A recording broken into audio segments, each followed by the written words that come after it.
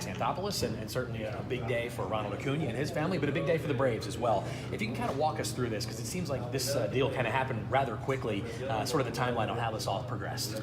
Yeah, I'd say it's always been in our mind with a talent like this, and I'd say right at the end of spring training, really when we got started in Northport, that's probably the first day that really jumps out to me in terms of concrete offers and things like that. So from that standpoint, it hasn't been that long. It went back and forth, but we're just excited knowing that he's got a chance to be here for the next 10 years or beyond. I think Braves fans should be excited as well, hopefully we're going to have one of the best players in the game that wants to be here, that loves to be here, and we get to watch him day in and day out. I'm sure when you took the job, everyone said, hey, there's this kid, Ronald Acuna, you got to get a good look at him. Can you remember the first time, maybe the first video you watched of him, or the first time you saw him in person?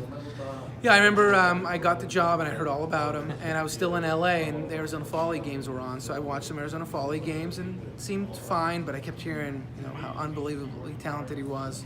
And then finally in spring training is when I started to see it. And then he came up, he scuffled a little bit, and really after the All-Star break when he made the swing change, that's when you were really amazed with how talented and how good he was. And then the more just being around him, getting to know him, the humility, the respect, how close his family is to him. I walk out of that clubhouse every day and his family's sitting there waiting for him every game.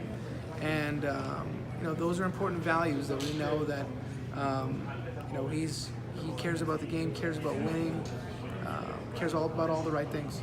Last year, so many memorable moments for him in his Rookie of the Year campaign. Is there one that stands out to you more than the other? Is it the Grand Slam in the playoffs? Probably. That's probably the one that jumps out. I mean, obviously that tear, 5 games in a row, 6 games in a row, whatever it was with the home runs. But yeah, I'd probably say the Grand Slam was probably the one that jumps out. And that's what sports are about. We can talk about the playoff moments. Obviously, it's a very team-friendly average annual value when you look at things on paper. How do you think this benefits the organization, not only this year, but the next couple of years going forward as well? I mean, I think the big thing with this is that it comes across as an 8-year deal. 2 of those years, he was a 0-2 salary player, so he would have made close to the minimum. So it's really 6 years in terms of where he would have started making money in arbitration and so on.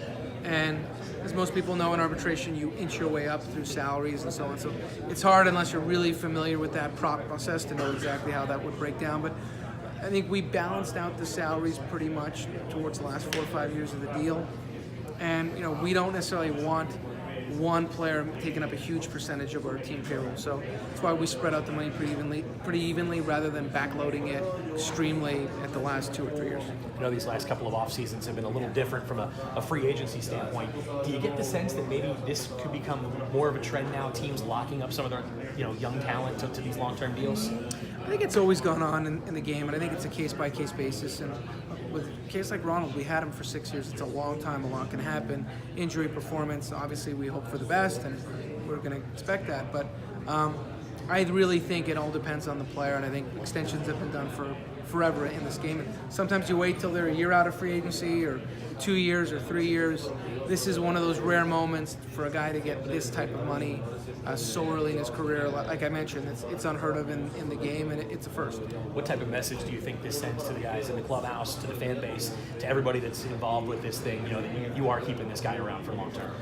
I think it just confirms what we've talked about, that everyone's talked about the farm system and the great young talent, and that's a tremendous job by scouting and development. And the next step is to retain those guys and have them be in Atlanta long term. So this is a step. Freddie obviously signing years ago was certainly a part of that. And we have a lot of players that love being Braves, that want to be Braves for a long period of time, and that's a really unique thing to have. How important is that when you have guys that are more focused on staying here than thinking ahead, hey, 2-3 years from now I could hit that open market?